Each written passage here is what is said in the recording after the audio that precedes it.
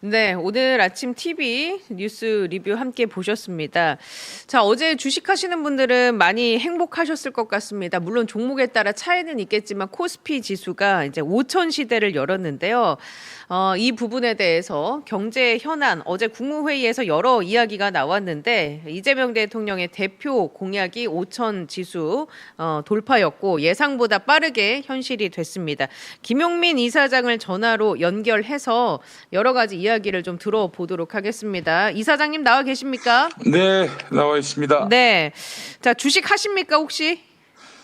저는 안 하고 이제 제 배우자께서 하십니다.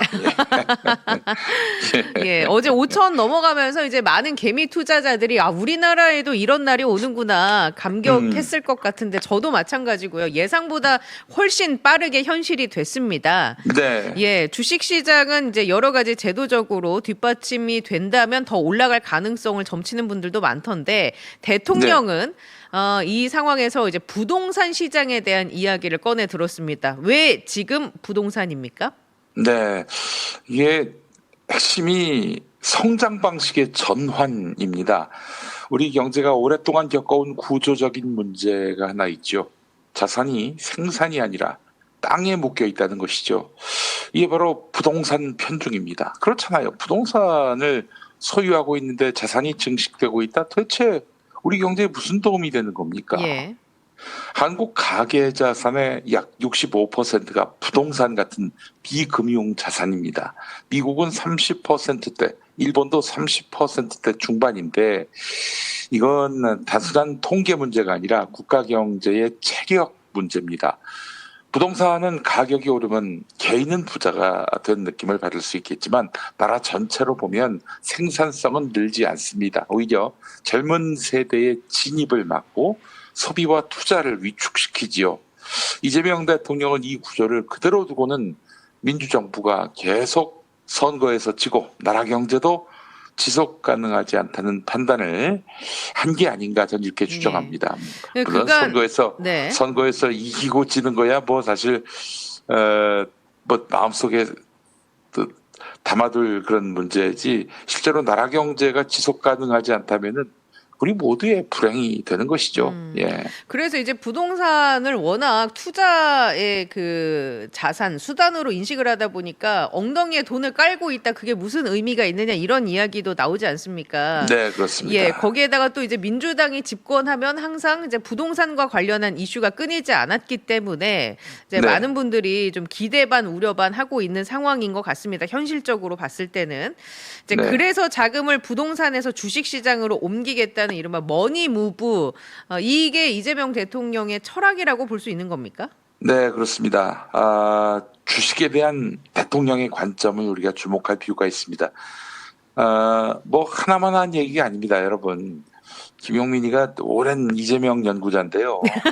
이재명 대통령은 주식을 단순한 투기 수단으로 보지 않습니다. 기업의 성장에 참여하는 가장 건강한 자산 증식 수단이라고 보고 있어요. 네.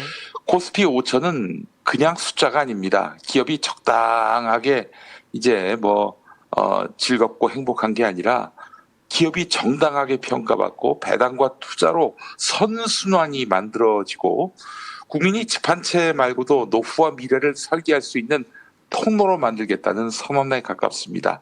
그래서 자본시장과 주식시장이 정상화의 길로 가고 있다는 표현을 쓴 것이죠. 그게 과열이 아니라 정상화라는 인식인 것입니다. 네.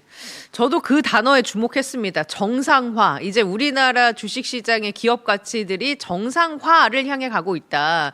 네. 예, 그 부분에 굉장히 임팩트가 있었는데 사실 박근혜 때는요. 빚내서 집 사라 이런 얘기가 있지 않았습니까? 글쎄 말이에요. 예. 경제부총리가 나서서 아예 그 은행에 저리로 빌려줄 테니까 가져가라 이랬단 말이에요. 그러니까요. 예. 그랬던 그 지금 국민의힘 야당은 이재명 정부의 부동산 정책을 듣고는 이거 문재인 정부 시즌 2 아니냐. 그때도 결국에는 부동산 못 잡았다. 이런 비판하고 나섰습니다. 그때랑 지금이랑 예, 뭐가 다릅니까? 그때와 지금의 차이는 돈이 갈 곳이 있느냐 없느냐입니다. 문재인 정부 당시에는 부동산을 눌렀지요. 그 돈이 어디로 이동할 매력적인 대안을 제시하지 않고 그냥 부동산을 눌렀어요. 규제만 있고 출구는 없었던 것이죠. 근데 지금은 다릅니다. 코스피 5천, 코스닥 1000, 외국인 기관 매수, 국민연금의 국내 주식 비중 확대, 그리고 반도체 미래 산업에 대한 글로벌 기대 확대까지 겹쳐 있습니다. 즉 부동산에서 나온 돈이 어쩔 수 없이 묶이는 게 아니라 가고 싶은 곳이 생긴 상황인 것이죠. 이게 바로 문재인 정부와 이재명 정부의 결정적인 차이입니다. 네. 주식 투자 하시는 분들은 몸소 체감할 거고 주식 투자를 안 하시는 분들도 근데 그 부동산은 어쨌거나 집은 남아 있는데 주식 시장 같은 경우에는 좀 변동성이 큰 거 아니냐 이런 이야기도 네. 있고요. 그리고 또 이제 주식으로 돈을 번 분들이 결국에는 이게 다시 주식으로 투자를 한다거나 어떤 이제 본인들의 자산 증식에 건강한 방향으로 소비하는 게 아니라 이 돈을 갖고 결국 부동산을 사지 않겠냐 이런 인식도 나오고 있거든요. 네, 맞는 지적입니다. 그래서 이재명 대통령의 전략은 강요가 아니라 구조 변화인데요. 정부가 이긴다라거나 시장에 명령한다라는 방식이 아닙니다. 부동산의 비정상적인 특혜를 줄이고 주식과 금융의 정상적인 보상은 키우는 것입니다. 예를 들어서 다주택자의 양도세 중과는 이 새로 만든 게 아니라 유예를 원래로 이제 되돌린 것이죠. 맞습니다. 투기로 오래 들고 있으면 세금 깎아준다. 이런 메시지를 끊어버리겠다는 것입니다. 동시에 배당 확대, 지배구조 개선, 금융 세제 개편을 통해서 장기 투자를 하면 보상이 있다.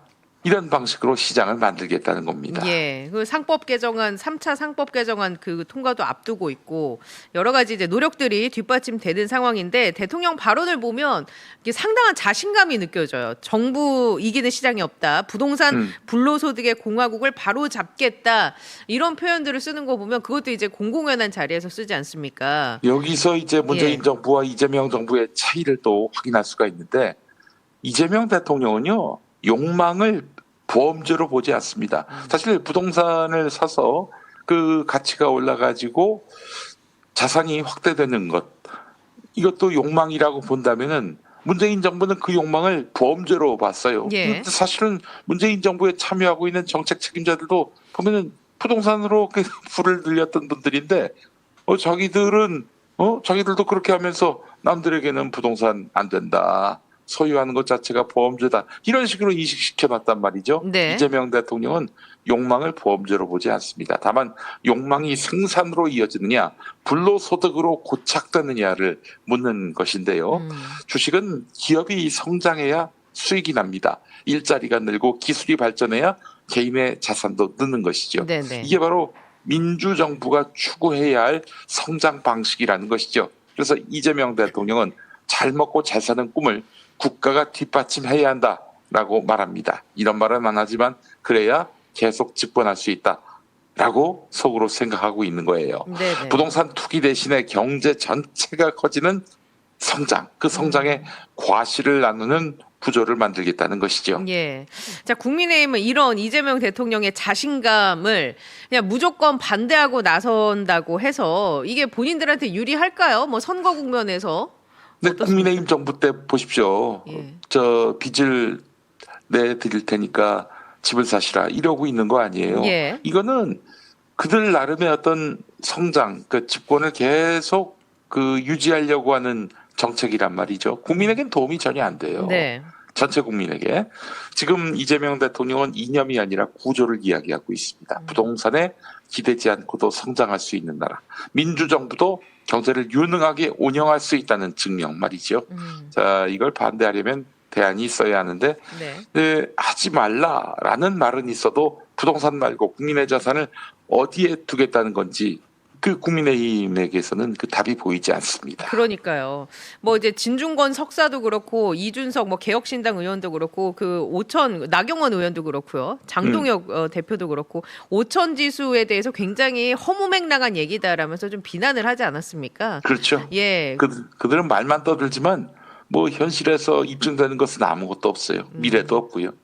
자, 이재명 대통령은 분명히 준비된 경제 비전을 갖고 있습니다. 네. 문제는 여당이 그 비전을 정치적으로 방어하고 제도로서 완성할 수 있는 역량이 있느냐라는 것이죠. 예. 지금은 대통령이 앞서가고 정치가 따라오지 못하는 느낌도 있습니다. 이재명 대통령이 꿈꾸는 것은 단기 지수 상승이 아니라 민주당이 부동산 때문에 무너지는 악순환을 끝내겠다 이런 의지입니다. 네. 그러면 이제 코스피 5천 오늘 이제 장도 좀 봐야겠지만 이제 이게 네. 끝이 아니라 시작이다. 이게 정상화되는 과정이다. 이렇게 좀 요약을 하면 되겠군요. 네, 이재명 대통령은 아직 배고픕니다. 네, 예전에 이명박이 그런 말을 했습니다만은 정말이에요. 이 정도 갖고는 만족을 못하겠다는 입장이 분명해 보입니다. 예. 코스피 5천은 숫자가 아니라 방향이죠. 부동산에 묶인 나라에서 투자와 혁신이 숨쉬는 나라로 욕망을 억누르는 정부가 아니라 욕망을 생산으로 바꾸는 정부로 가겠다는 선언입니다.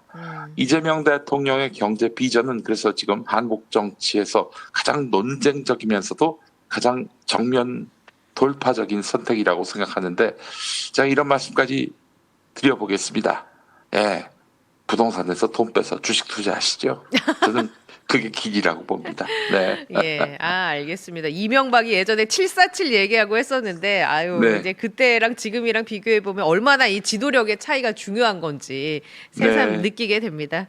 네. 예, 알겠습니다. 이제 여기서 전화 인터뷰 마무리하고 내일은 스튜디오로 오시는 거죠? 네, 그렇습니다. 네. 네, 감사합니다. 네, 감사합니다.